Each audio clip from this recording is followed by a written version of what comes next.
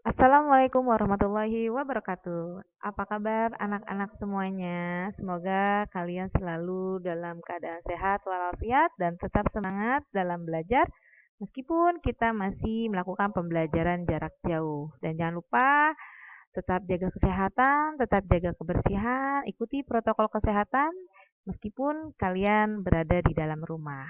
Baiklah, hari ini Ibu akan menjelaskan materi pembelajaran PKN atau Pendidikan Kewarganegaraan yang ada di tema. Kita akan lihat beberapa materi yang akan Bu Afni bahas. Yang pertama ada pembahasan pertama burung Garuda dan lambang-lambang Pancasila. Berikutnya adalah perbedaan yang melandasi adanya persatuan dan kesatuan. Ya, yang ketiga adalah penerapan nilai-nilai Pancasila dalam kehidupan sehari-hari di sila pertama. Kemudian dilanjutkan sila kedua, sila ketiga, sila keempat, dan terakhir sila kelima. Ya, oke, kita masuk ke materi yang pertama. Ya, di sini ada gambar burung Garuda. Burung Garuda merupakan simbol dari negara Indonesia.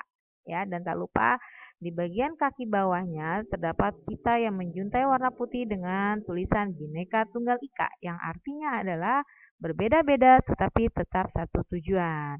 Di bagian dadanya terpampang dengan jelas 5 simbol dari ideologi bangsa negara Indonesia, yaitu Pancasila. Ya, Ibu akan jelaskan sedikit mengenai Pancasila. Yang pertama, Pancasila lahir pada tanggal 1 Juni 1945. Pancasila dijadikan sebagai pandangan hidup bangsa negara Indonesia, falsafah negara, ideologi bangsa, dan sumber dari segala sumber hukum di Indonesia. Ketiga, ketuhanan dengan kewajiban menjalankan syariat Islam bagi pemeluknya. Ini merupakan isi sila pertama sebelum mengalami pengubahan dan yang sekarang kita kenal dengan isi sila ketuhanan yang Maha Esa. Terakhir, kata Pancasila berasal dari kitab Negara Kertagama yang dikarang oleh Empu Tantular pada zaman Kerajaan Majapahit. Berikutnya, perhatikan gambar slide yang ada di sini. Gambar ini menunjukkan bahwa nilai-nilai dalam sila Pancasila adalah pedoman dalam berbangsa dan bernegara bagi rakyat Indonesia. Dengan menerapkan butir-butir Pancasila, diharapkan segala macam perbedaan yang ada menjadi landasan untuk bersatu, bukan justru menjadi landasan untuk terpecah belah. Ya, bagaimana dengan perbedaan yang ada dikelola dengan sikap-sikap yang sesuai dengan Pancasila sehingga menjadi negara yang utuh, aman, sejahtera, dan harmonis. Selanjutnya, kita masuk ke penerapan sila pertama. Ya, sila pertama dengan lambang bintang, ketuhanan yang Maha Esa. Sila ini menunjukkan bahwa masyarakat Indonesia merupakan negara yang religius, artinya negara yang berlandaskan dengan agama, ada norma agama di dalamnya. Contohnya apa penerapannya? Yang pertama, tidak mengganggu teman yang sedang beribadah. Kedua, kita tidak memaksa seseorang untuk memeluk agama tertentu karena memeluk agama merupakan hak asasi manusia itu sendiri. Ketiga, memberi waktu kepada teman untuk melaksanakan ibadah. Keempat, berdoa sebelum dan sesudah makan, tidur, ke kamar mandi, dan lain sebagainya.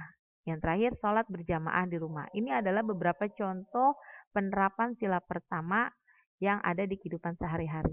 Berikutnya, lambang yang kedua adalah rantai.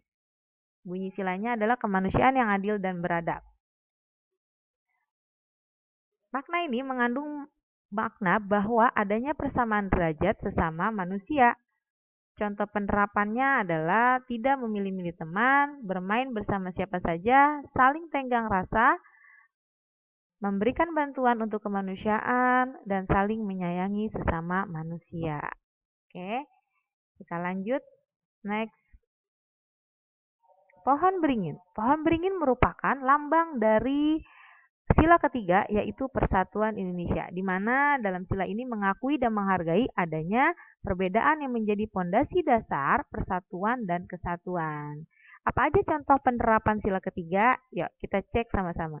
Yang pertama, rela berkorban untuk kepentingan bersama. Artinya, kita tidak boleh mendahulukan kepentingan pribadi atau kepentingan golongan, tetapi kita harus mengutamakan dahulu kepentingan yang diperuntukkan untuk orang banyak.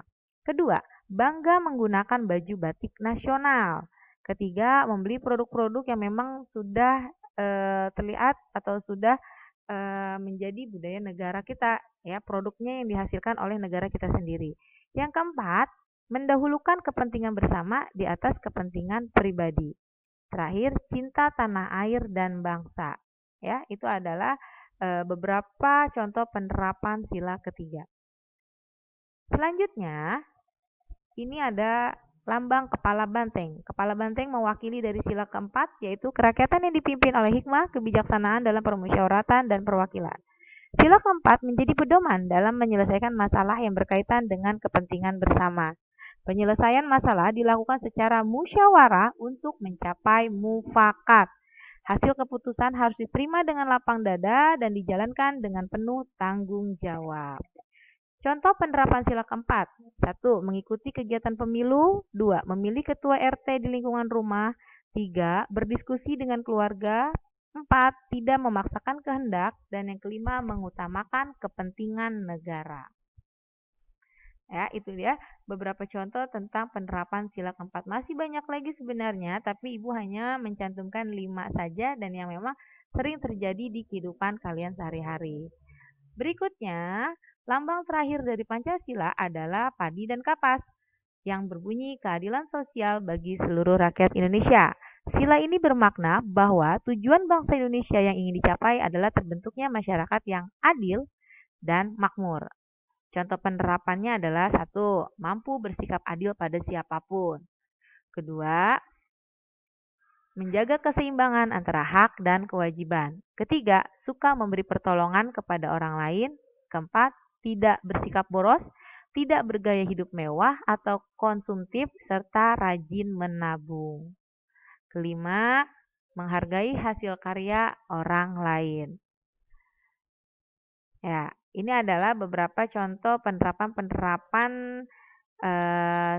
Pancasila yang terkait dalam kehidupan sehari-hari kita. Ya, dalam penerapan sila butir-butir Pancasila yang sudah tadi Ibu jelaskan satu persatu, ternyata itu tidak hanya berlaku pada manusia saja, tetapi untuk semua makhluk hidup. Ada manusia, ada hewan, dan ada tumbuhan. Artinya, kita tidak hanya berlaku sopan, berlaku saling menghormati, itu hanya untuk manusia tidak, tapi terhadap tumbuhan dan hewan pun kita perlu melakukan hal-hal seperti itu, ya. Intinya, contohnya seperti menyayangi binatang sebagai pengamalan sila-sila dalam Pancasila. Sesuai dengan tagline yang Bu Afni berikan ya. Nah, contohnya seperti di bawah ini. Yang pertama, jika dikaitkan dengan sila pertama, melindungi dan merawat hewan itu sebagai tanda kalau kita bersyukur kepada Sang Maha Pencipta. Sila kedua, merawat hewan peliharaan yang sakit. Itu merupakan cerminan dari penerapan sila kedua. Sila ketiga, kita bangga memiliki keanekaragaman jenis hewan yang ada di Indonesia. Ya. Jadi artinya kita tidak boleh misalkan melakukan pemburuan liar, kemudian mengkuliti hewan-hewan tertentu, memakai baju-baju yang terbuat dari kulit-kulit hewan. Nah, itu sebenarnya melanggar dari sila ketiga. Yang keempat, ya, sila keempat, berdiskusi dalam membagi tugas untuk merawat hewan-hewan peliharaan yang ada di rumah kita. Yang kelima, membagi tugas tersebut secara adil dan sesuai dengan porsinya masing-masing. Seperti itu, ya.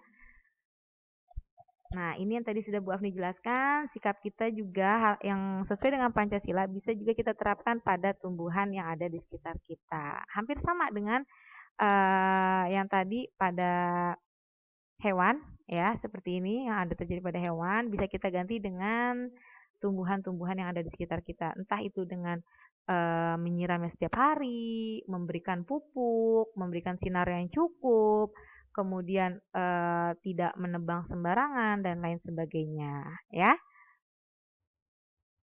Ya, demikianlah pemaparan materi PKN KD 3.1 di tema 1 ini. Semoga apa yang disampaikan bisa menjadi referensi kalian dalam menjawab soal dan yang terpenting adalah bisa menjadi rambu-rambu kalian dalam bersikap, bertutur kata, dan berpikir serta bertindak. Demikian dari Ibu. Wassalamualaikum warahmatullahi wabarakatuh. Bye-bye.